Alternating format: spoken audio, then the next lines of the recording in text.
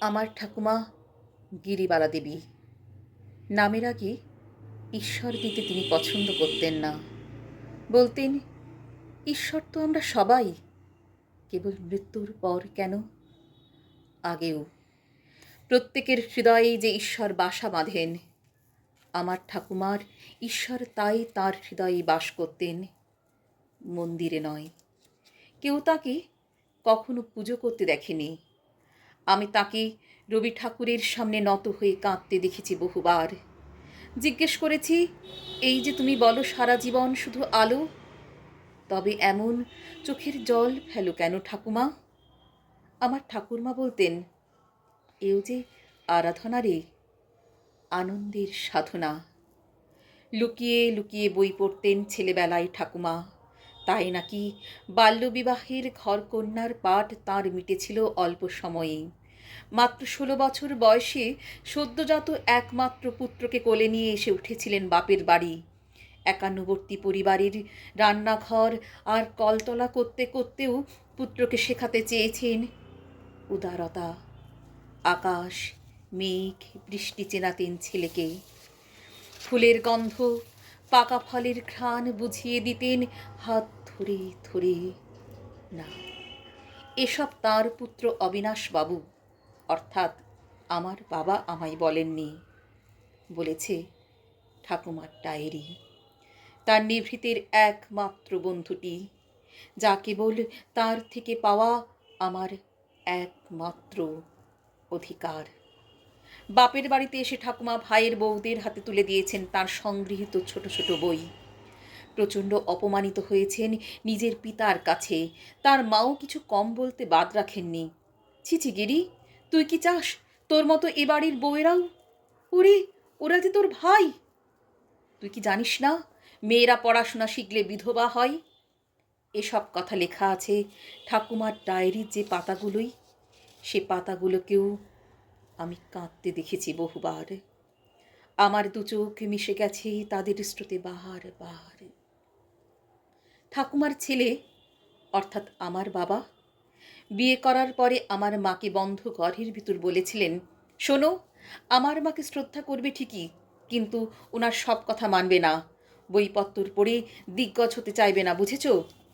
ঠাকুমা বারান্দা দিয়ে যাওয়ার পথে শুনে ফেলে ভেবেছিলেন, এই তো তার সেই একমাত্র পুত্র, যাকে তিনি ধরে ধরে আকাশ, মেঘ, বৃষ্টি, রোদ্দুর চিনিয়েছিলেন।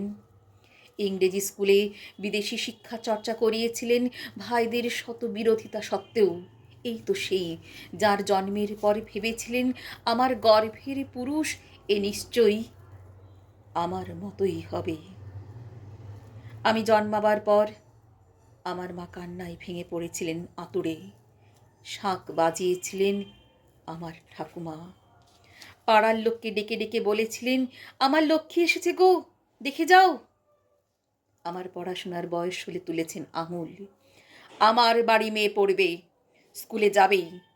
আমি তত্তর করে এগিয়ে গেছি। দাদা ভাইদের সঙ্গে একসঙ্গে দুধের গ্লাসে চুমুক দিয়েছি, মাছের মাথায় কামড় দিয়েছি।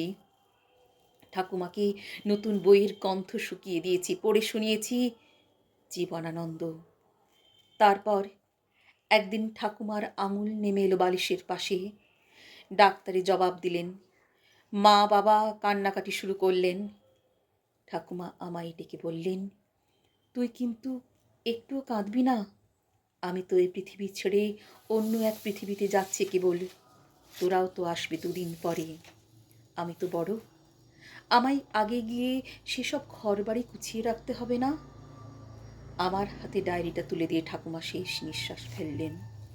ব্যাস, এরপর আমার দুধের গ্লাস, মাছের মাথা আর পড়াশোনা তুলে রাখা হলো পরের জন্মের জন্য। ঠাকুমার আশকারায় কল্যায় যাওয়া মেয়ের জন্য যেন তেন প্রকারেণ এক পাত্র জোগাড় করা হলো। তার গলায় আমাকে ঝুলিয়ে দিয়ে আমার বাবা গলায় চাদর দিয়ে বললেন, বাবা, আমার মেয়েকে দেখো। দেখছে তো, সে আমার গালে, গলায়, পিঠে রোজ চাকা চাকা কালশিটে দেখছে, মারছে আর দেখছে, হাসছে আর বলছে, আহা, শিক্ষিত বউ আমার, মারলে কেমন কাঁদুনে হয়ে যায় গো।